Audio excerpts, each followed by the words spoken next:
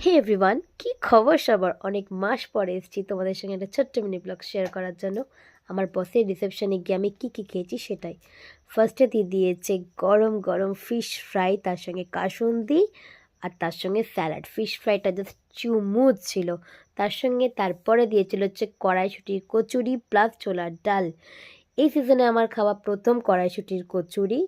আর তার সঙ্গে ছিল একদম ভালো করে গরম গরম ভাত, একদম ধোঁয়া ওঠা ভাত। তার সঙ্গে ছিল ভেটকি মাছের পাতুরি। গরম গরম ধোঁয়া ওঠা ভাত আর ভেটকি মাছের পাতুরি, উফ, ব্যাপারটাই যেন ভাবলেই জমে যাচ্ছে। মাছটা কিন্তু খুব জুসি আর টেন্ডার ছিল, আর টেস্টও কিন্তু খুব ভালো ছিল।